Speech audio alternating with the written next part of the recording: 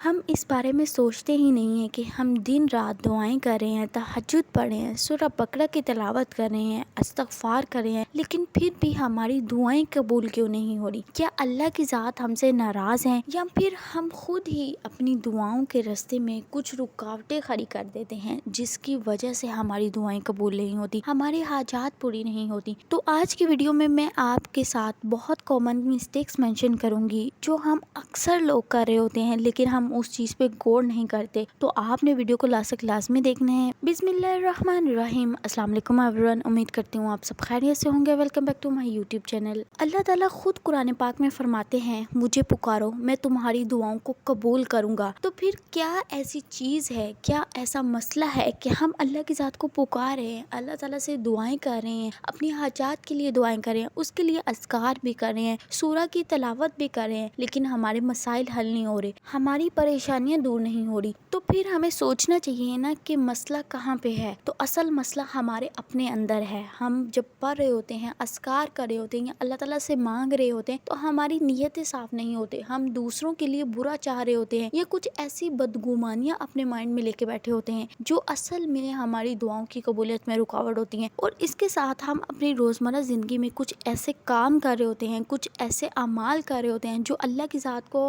पसंद नहीं है, लेकिन हम उन कामों को छोड़ते नहीं हैं, उनको करते रहते हैं। तो फिर मुझे बताएं कि वो काम जो अल्लाह की ज़ात को पसंद नहीं है, तो फिर कैसे आपकी दुआएं कबूल होंगी? और इसके अलावा हम सुस्ती करते हैं उन अमाल को करने में जो काम हमारे ऊपर फ़र्ज हैं। जैसे हम नमाज पढ़ने में बहुत ज़्यादा सुस्ती करते हैं। हम वज़ाइफ तो कर लेंगे, हम कहते हैं कि हम ये वजीफ़ा भी कर लेंगे, ये वजीफ़ा भी कर लें, लेकिन जहाँ पे बात आती है नमाज पढ़ने की, तो हम उसमें सुस्ती करते हैं, हम उसमें काहली करते हैं। अगर पढ़ते भी हैं तो हम कोशिश करते हैं कि बस जल्दी जल्दी इसको कंप्लीट करें, हालांकि ऐसा नहीं करना है। और अल्लाह की ज़ात खुद फरमाती है कि तुम मुझसे मदद तलब करो नमाज और सब्र से, और हमारे अंदर सब्र ही नहीं है, हम नमाज ही नहीं पढ़ते। तो इन चीज़ों को हमने नोट करना है। हम अक्सर सिर्फ जुबान से दुआ करते हैं, दिल से दुआ नहीं करते, और हम चाहते हैं कि हमारी दुआ फौरन कबूल हो जाए। और यहीं पे अगर हमारी दुआओं की कबूलियत में कुछ रुकावटें आ जाती हैं, या थोड़ा सा डिले आ जाता है, या अल्लाह की ज़ात उस टाइम के लिए हमारी दुआओं को कबूल नहीं करती, तो हम फौरन ही बेसब्रे हो जाते हैं, अल्लाह के नाशुक्रे बंदों में शामिल हो जाते हैं, अल्लाह ताला की ज़ात से मायूस हो जाते हैं और नाशुक्री करना शुरू कर देते हैं।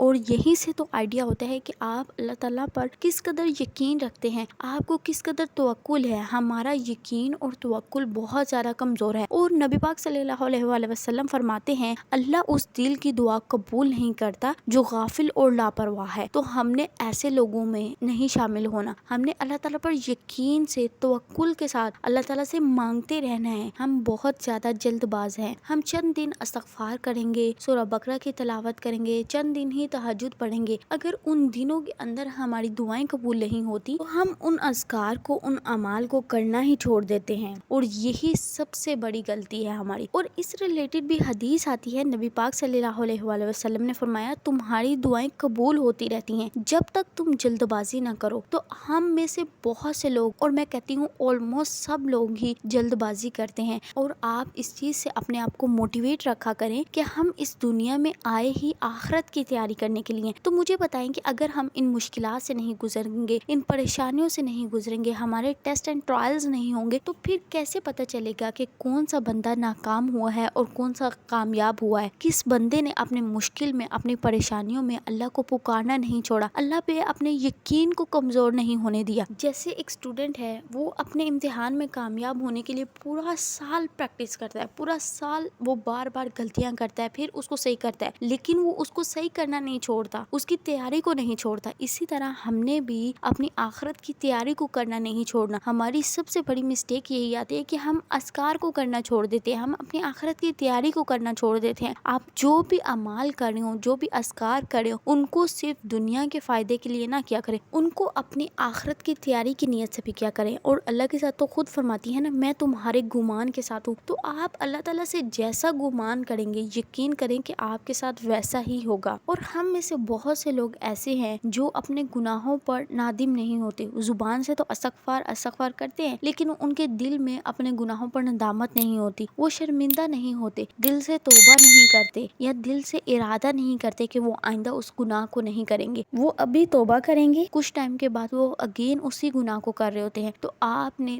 دل سے توبہ کرنی ہے اور ہم سب نے ارادہ کرنا ہے کہ جو جو گناہ ہم سے ہو رہے ہیں، چاہے وہ ہم کسی کا دل دکھا رہے ہیں، کسی کو دھوکہ دے رہے ہیں یا کسی کے لیے اپنے دل میں بدگمانی رکھ کے بیٹھے ہیں، اس کو آج سے ہی چھوڑ دیں گے، اس کو اللہ کی رضا کے لیے چھوڑیں گے، تو پھر دیکھیں اللہ کی ذات آپ کی زندگی کو کس طرح بدل دیتی ہیں۔ اور میں سمجھتی ہوں کہ یہ مسٹیک جو ابھی میں آپ کو مینشن کرتی ہوں، یہ سب سے کامن اور بڑی مسٹیک ہے اور جو ہماری دعاؤں کی قبولیت میں سب سے بڑی رکاوٹ ہے کہ ہم اذکار بھی کر رہے ہوتے ہیں، قرآن پاک کی تلاوت بھی کر رہے ہوتے ہیں، تہجد بھی پڑھے ہوتے ہیں، لیکن کہیں نہ کہیں ہم اپنے والدین کی نافرمانی کر رہے ہوتے ہیں، ان کے سامنے اونچی آواز میں بات کر رہے ہوتے ہیں یا پھر ان کی بات نہیں مان رہے ہوتے۔ تو ایسا شخص جس کے والدین اس سے ناراض ہیں، اس کی دعائیں کبھی آسمان تک نہیں پہنچتی اور وہ کبھی زندگی میں کامیاب نہیں ہوتا۔ تو اگر آپ واقعی ہی اپنی زندگیوں کو بدلنا چاہتے ہیں، اپنی زندگیوں میں معجزات ہوتا ہوا دیکھنا چاہتے ہیں، تو آپ نے یقین کے ساتھ، توکل کے ساتھ، آپ نے پورے ایمان کے ساتھ، اخلاص کے ساتھ، صاف نیت کے ساتھ آپ نے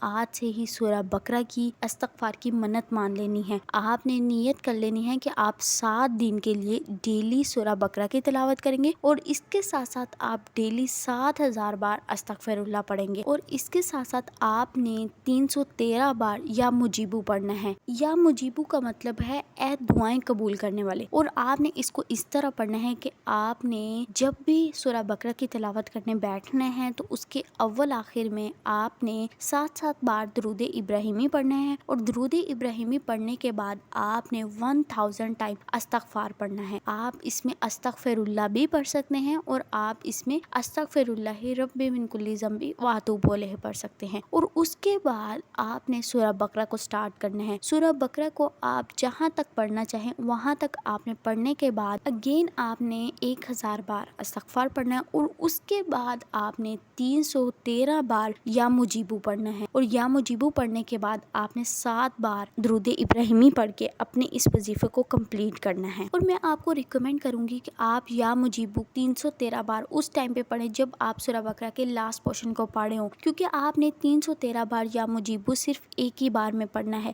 آپ نے ہر بار نہیں پڑھنا۔ تو آپ صبح میں اگر سٹنگ میں سورہ بقرہ کی تلاوت کریں ہیں تو آپ اس سٹنگ میں پہلے درود پاک، پھر استغفار اور سورہ بقرہ، اور اگین استغفار اور درود پاک پڑھیں۔ اسی طرح آپ جتنی بھی سٹنگز کریں گے آپ نے ہر سٹنگ میں سیم کرنا ہے، لیکن عشاء کے بعد جو سٹنگ آپ کریں گے سورہ بقرہ کی، اس سٹنگ میں آپ نے پہلے درود پاک پڑھنا ہے، اس کے بعد آپ نے استغفار پڑھنا ہے، استغفار پڑھنے کے بعد آپ نے سورہ بقرہ کی تلاوت کرنی ہے، اور سورہ بقرہ کی تلاوت کرنے کے بعد آپ نے استغفار اگین پڑھنا ہے، اور اس کے بعد آپ نے 313 بار یا مجیبو پڑھنا ہے، اور پھر آپ نے درود ابراہیمی پڑھ کے اپنے وظیفے کو کمپلیٹ کرنا ہے۔ اور اس کے بعد آپ نے صاف نیت کے ساتھ اللہ تعالیٰ سے رو رو کے گرا کے دعا کرنی ہے، اور دعا کے اول آخر میں بھی آپ 3 بار درود ابراہیمی لازمی پڑھا کریں، اور اس طرح آپ نے 7 دن کے لیے کرنا ہے۔ انشاءاللہ اللہ کے ساتھ آپ کی زندگیوں کو بدل دیں گی، آپ کی مشکلات کو حل کر دیں گی، آپ کی پریشانیوں کو دور کر دیں گی، آپ کی حاجات کو پورا کر دیں گی، آپ کے لیے اسباب پیدا کر دیں گی انشاءاللہ۔ لاسٹ میں ہم اپنے ویورز کے لیے دعا کر دیتے ہیں۔ مسکان خان، مونا، افرین، ریاض، ابوبکر رحمان، حفصہ خان، آفتاب احمد، انور شاہد، آمنہ ملک، ارسلان، افشا شام، صبا انصاری، لائبہ انصاری، رزیقہ شیخ، سبینہ خاتون، مہنور زین، ہیرا راجپوت، خاتون وحیدہ، فریدہ خاتون، شیخ کشف، فاطمہ کڈس کلیکشن، ناز خان، علی جٹ، توقیرہ مصطفیٰ، صنوبر ملک، اکبر خان، صباحت جاوید، مرضیہ احسن، سیام عبداللہ، روبینہ عمر، فاطمہ، داؤدوان، مائلہ، سید عمران، شاہدہ بیگم، زری فاطمہ،